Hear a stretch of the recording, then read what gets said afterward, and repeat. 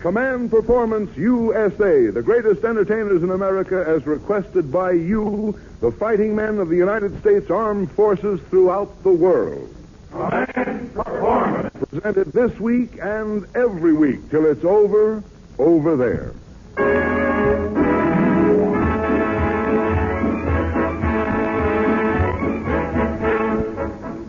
Hello there, men. Here's Command Performance number 10, sparkling with the brightest stars in Hollywood who have come out tonight just for you. Our first letter is from Private First Class GRT, whereabouts known but censored. He says, Dear Command Performance, a lot of us out here saw Pat O'Brien, that great picture, The Fighting 69th, and we'll always remember his characterization of Father Francis Patrick Duffy, regimental chaplain.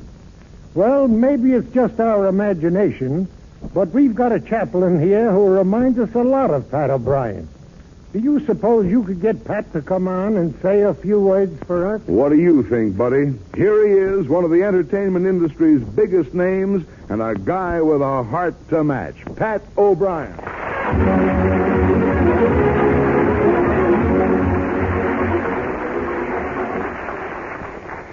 Thank you, Paul Douglas. And hello to Uncle Sam's fighting men all over the world. And incidentally, thanks Private First Class GRT for that grand letter.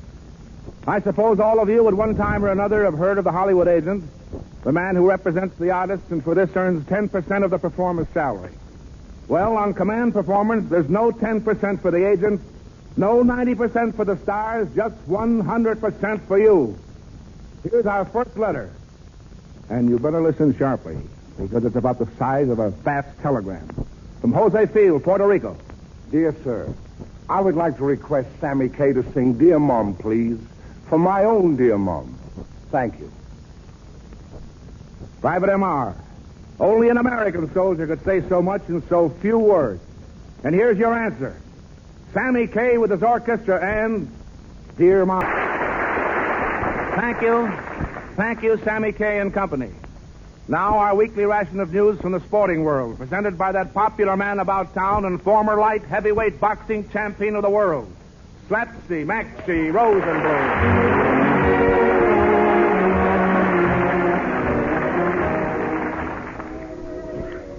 Thanks, Pat, and hello, fellas. Gosh, there's so much going on in the sports world, I hardly know where to begin. Let me see now. Eeny, meeny, miny, mo. Mo. How did my brother get in there? Of course, you know the big news today is baseball. Last year, I was manager of a girls' baseball team myself. I'm afraid we're not going to have the team this year because all those girls became riveters at Lockheed. Of course, the big thing today is night baseball, on account of everybody's working in defense plants during the day. The other night, I pitched a game that lasted 23 innings. The umpire finally called the game on account of daylight. You know, a lot of people ask me how I could stay out there pitching so long. 23 innings. You know why? Because I'm a human domino. But I guess I'm afraid I'll have to quit soon because my doctor said I may get hit with a ball and get conclusion of the brain. Next week, as you probably know, they're running the Kentucky Derby. This year, I'm not going. No, sir. No more betting on horses for me. The last horse I bet on came in so late, he had to tiptoe into the stable so he wouldn't wake up the other horses. Now for some news about boxing. I read in a paper where Max Schmeling had given up his plans to make a comeback. While shadowboxing in the gymnasium, he mistook his own shadow for Joe Louis and said, "That's all, brother." By the way, I don't know if you fellas heard. This week, Abe Simon announced his retirement from the ring. I saw his fight with Louis, and I don't blame him. In the middle of the 6th round, Lewis hit him and knocked him right through the ropes into my lap where I was sitting in the first row. I said, "Get back there and fight." And Simon said, "Why should I? It's the first time in my life I ever sat in a $10 seat." Thanks. I read that. I was going to thank Pat again. Well, fellas, I told you all the sport news. Now I'd like to ask you a favor. Really, I would. In visiting the camps, a lot of the soldiers showed me around, and I kept asking a lot of silly questions. Finally, down at Fort Knox, one soldier walked up to me and said, and he called me an imbecile. Well, what I'd like to know, fellas, is that higher than a second lieutenant?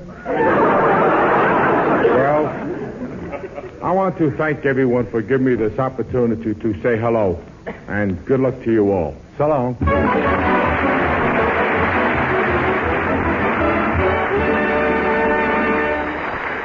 Thank you, Maxie, thank you. Nice pitching and nice switching, too. Out there on the highways, along the high seas, you men of the United States Merchant Marine are delivering the goods for this big business of war. Command performance is for fighting men only. And that means you, for they don't come any tougher than you guys. Tonight, especially for all of you in the Merchant Marine, that famous swing group, the Merrimacs, take an order for full steam ahead and give out with Hey Mabel.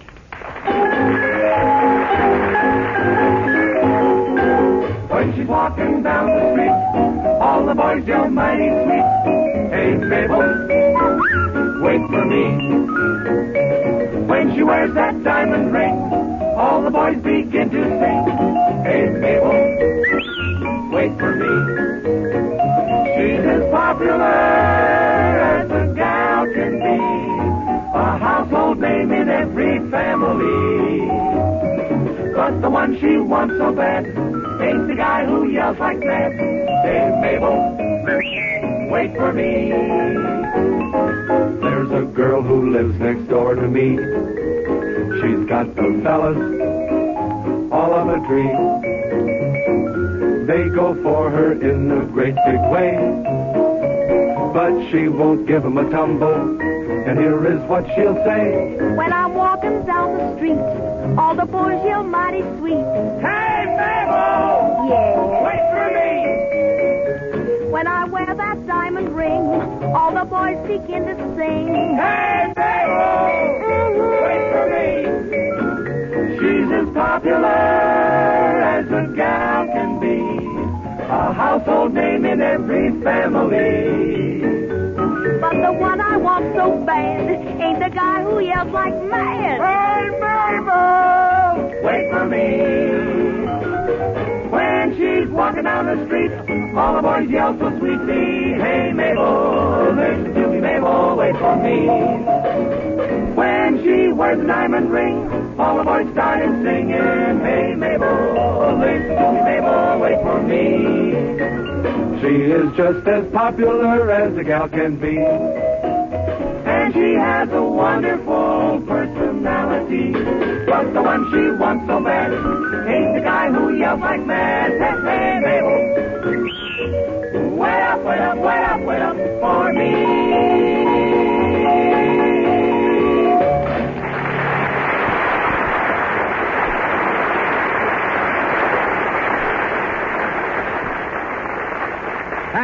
Thank you, our gratitude to the Merrimacs. Now here's a letter from KRC, who's with the Coast Guard somewhere in the North Atlantic. He didn't give his rank, but he says this.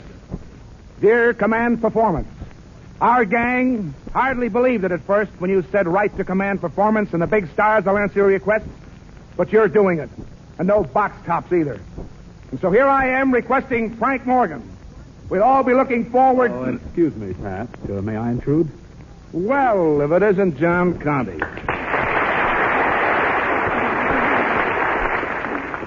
I kind of expected you'd be popping in, John. There's a telegram here for you. Oh, thanks. I wonder who it's from. See. Please see that Frank Morgan must be sure and go on this on April 23rd. Well, I'll be hanged. You will? No kidding. Well, what is it? This wire's from the radio sponsor that Morgan and I work for, Pat. Morgan's promised to write an article for them about coffee. Coffee? How does that guy get the nerve to sell him such a bill of goods? Excuse me. Is Mr. Morgan here? No, he's not here yet. I'm from the printers. We printed an article for Mr. Morgan about coffee, and I brought the proof for him to look at. Well, you better leave the stuff with me. I'll see that he gets it. Okay. I still don't believe it. I don't know why you're so suspicious, John. Frank must know what he's doing. I guess so. Last week he did go to Maxwell House, and I've got the proof in my hand. You can't have proof of anything, Jockey. I never stayed at that hotel. And Right.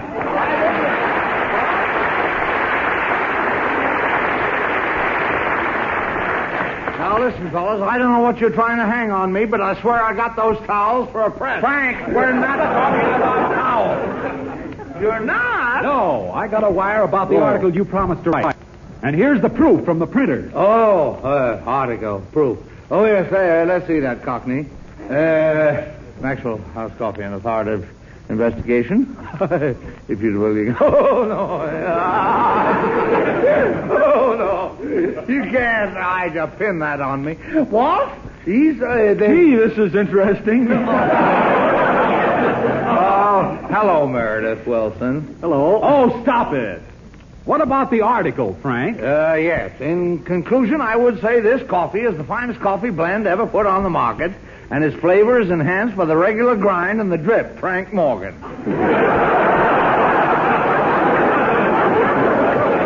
Just a minute. There should be a period after that drip. Frank, tell me one thing, will you? Why would anybody come to you for an article about coffee? Are you serious, Jockey? Yes, I'm serious. For generations, the Morgans have been coffee growers, starting with my grandfather, Silex Morgan.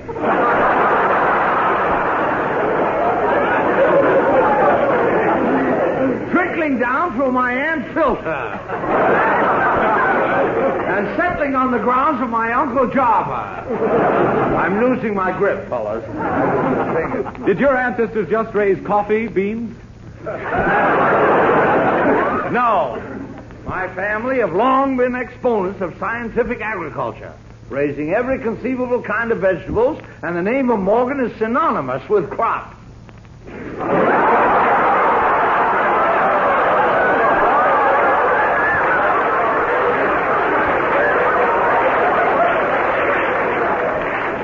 Those Japanese beetles have been at my note. Frank, I can't follow this. No, well, it's taking me a little time to get my bearings tonight. No. But when you speak of the soil and the fascinating products of Mother Nature, you strike a responsive chord in my breast. Well, give him a chord, Meredith. An A flat, if you please. No! Now, you cut that out, John. Go on, Frank. Yes, I'm not going to waste any more time around here. I'm going home to my conservatory and dilly with my dahlias. Conservatory? Yes. Are you talking about that window box on your back porch? I'm referring to my 10 acres under glass, Jockey. A gorgeous tapestry of flowers. Botanists come from miles away to tinker with my rare blooms, toy with my delicate ferns, and pinch my exotic fruits. What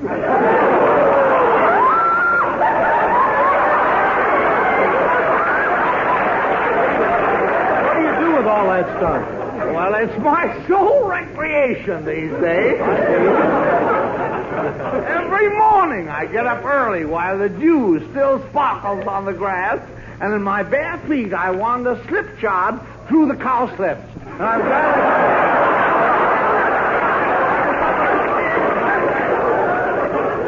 He's getting into it now, folks. Then on my way back, I snatch a kumquat from a low-hanging bough, pinch a magno to see if it's ripe, and carefully examine my citrus crops for curly leaf. Citrus crops? Yes, 1,000 trees heavy with oranges. And I can remember when I didn't have a pot to smudge in.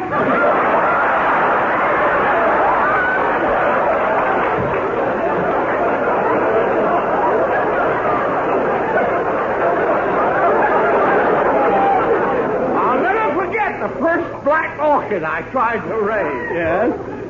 Time and again I failed to bring the bud to full growth on account of the depredations of the plant pest known Limex gastropodia. Limex gastropodia? What's that? A small slug. I'll have a straight snort. No chaser? Just water. Well, I'll take ginger ale. What are we... Please stop that, John. Go on, Frank. Thank you, Meredith. Where was I? Fooling with some young buds. Yes. They were pretty high school girls, and I thought... Wait a minute, I'm going home. Oh, wait, I'm sorry, Frank. What? Did you ever raise the black orchid? No, fate was against it. Really? When I got rid of the slugs, I battled aphides. Then came a siege of pincer pants. Believe it or not, gentlemen, for 9 long weeks, I had ants in my plants.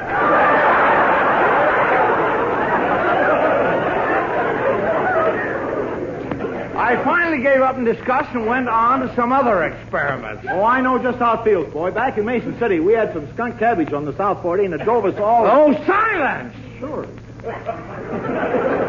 I was determined to produce a black flower with an attractive odor, so I engaged a young female botanist to assist me. Uh-huh. She was quite experienced in an unsophisticated sort of a way, and we spent many happy days together in my greenhouse. Experimenting? Oh, yeah.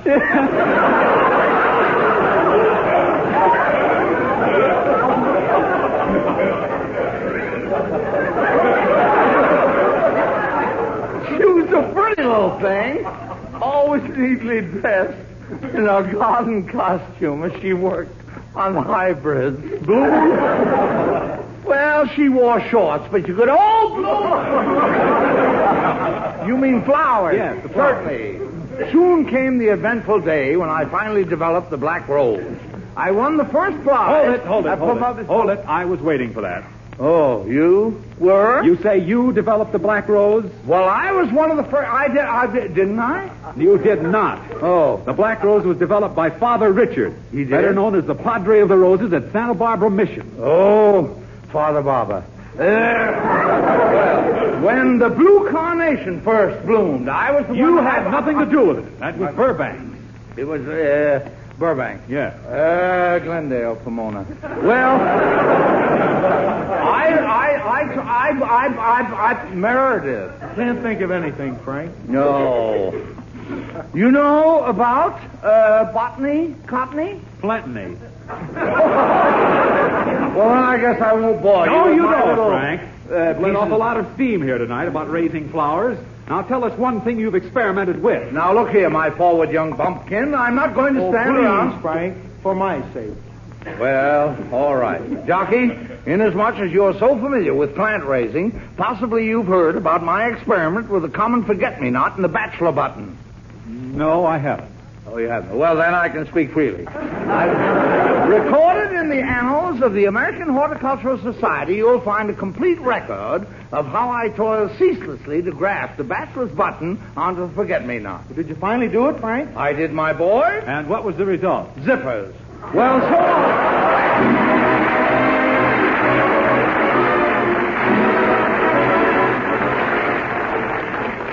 Calling Mrs. R.C.C. in Trinidad. Your letter of March 15th got into Hollywood a short time ago.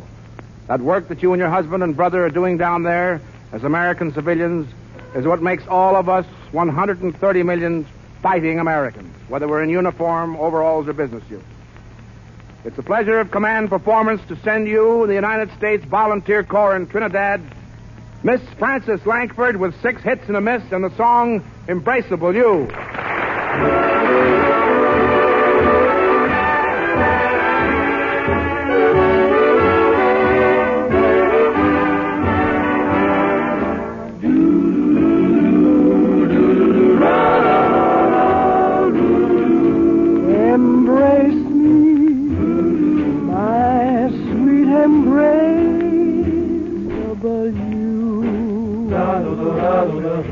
Embrace me, you irreplaceable you. Just one look at you, my heart grew tipsy in me.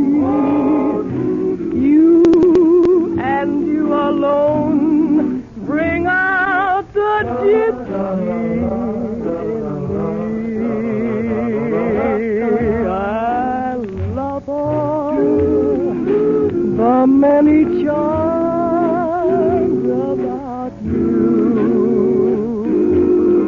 Above all, I want my arms about you.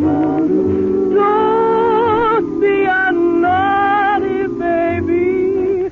Come to Mama, do. You sweet embrace about you.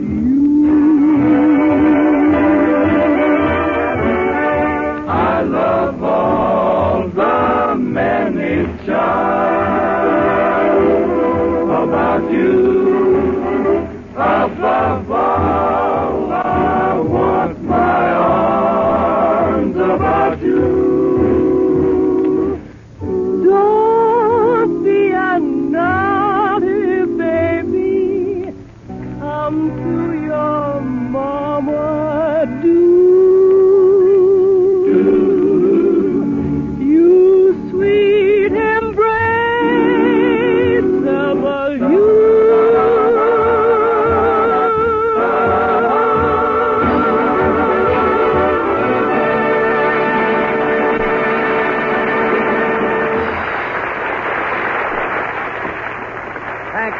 Thank you, Francis Langford.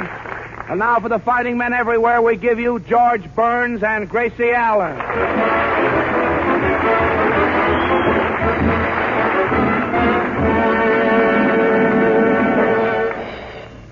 This is Gracie Allen, your Hollywood reporter, bringing you the latest inside gossip about... I see. You're going to tell the boys what's going on in Hollywood, huh? Well, sure, George. A soldier isn't interested only in the front he's fighting on. He's interested in the home front and all the other fronts. He's interested in Lana Turner and Betty Grable. Never mind. Well, I'm just bursting with news about film stars. Now, boys, take Ann Sheridan, for instance. How long will that offer be open? Oh, please. Oh, George, I've got some marvelous story to tell the boys about Dorothy Lamour and Paulette Goddard and Hetty Lamar. But first, don't you think I ought to tell them about Edna May Oliver? Forget it, huh? I would. And if I were you, I'd forget the whole thing. Well, I don't know why. I know my uncle was in the last war. He was a field marshal, and I used to write him all the gossip. Your uncle was a field marshal? Well, he wasn't exactly a field marshal. He was more like a Marshall Field.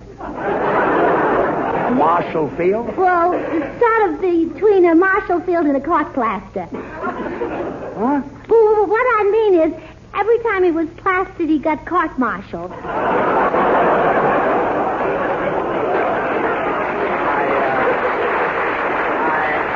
I see what you mean. He was more like a brigadier general. A brigadier general? Well, no, he wasn't exactly a brigadier general. He was generally in the brig.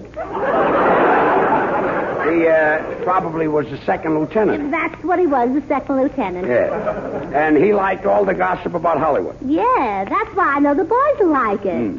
So, fellows, I have a little surprise for you. You'll soon receive those nice backless sweaters that I've been knitting for you. Just a minute. You've been knitting backless sweaters? Well, yeah. The Red Cross told me to knit some sweaters for the boys at the front. Now I know where that old joke comes from.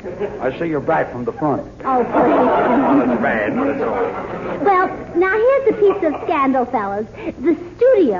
The studios won't let Gene Autry or any other cowboy star sing Deep in the Heart of Texas. I give up. Why not? Well, because when they get to that part where they clap their hands together, they always fall off their horses. Well, I hope Gene Autry doesn't fall on his guitar. His guitar? His guitar. Oh, and boys, here's a piece of inside information that's absolutely exclusive. Go right ahead. I found out the real reason why Veronica Lake wears her hair over one eye. Why? She likes it that way. Well, I hope the FBI doesn't find out about it. Oh, and boys, here's something you'd never guess. Madeline Carroll is very nearsighted. Wait a minute. She's nearsighted? Yeah, George. I was out with her the other day, and she said, Gracie, don't look now, but here comes the wolf. And when he came up close, it was Bob Hope. I say. You know, she ought to wear glasses. No. Look, Gracie, a wolf is a fellow who's always running after girls. Oh, I see. Bob likes the girls, I gather. That's right. I bet he likes the girls he gathers, That's too. right, too. See, George, you know that other fellow who's on the radio isn't that way at all? You know, we saw him at the Brown Derby. Oh, he's an Indian. An Indian? Yeah. Oh, yeah, Red Skelton. Red Skelton? Yeah, don't you remember he was sitting with Edgar Bergen? Well, he isn't an Indian. Oh. No? No. Well, then who scalped Edgar Bergen?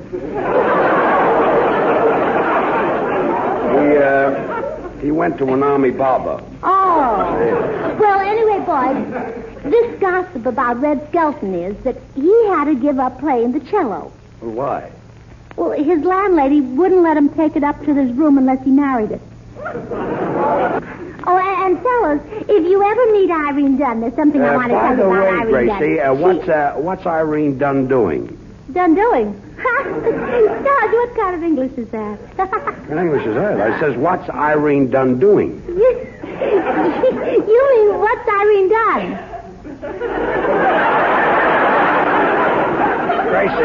Gracie, isn't Irene Dunn a motion picture star? Yeah, I saw her in Kenny's Serenade. Well, that's the picture that Irene Dunn did. Dunn did? Well, that's even worse than Dunn doing. Look, Gracie, when Irene Dunn does a picture, it doesn't mean that Irene Dunn done a picture. It means that Irene Dunn did a picture, and the picture that Dunn did is what Dunn's done. Well, I've got to go now, boys. Come on, George. I'll take your left arm, and the nurse will take your right. Don't worry, nobody can hurt you. Oh. So long, boys, and good luck.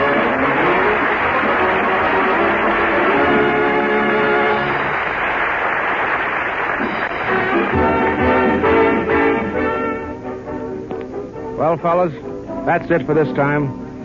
Before we say goodnight, though, we want to take a moment right now to tip our hats and to tip our hearts to you fellas up there in the front line.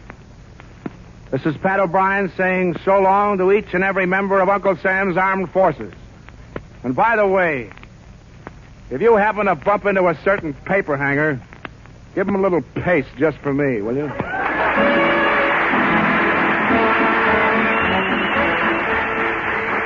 Remember, gang, we'll be with you again real soon, but right now we've got to knock off. In the meantime, fella, you knock 'em off over there.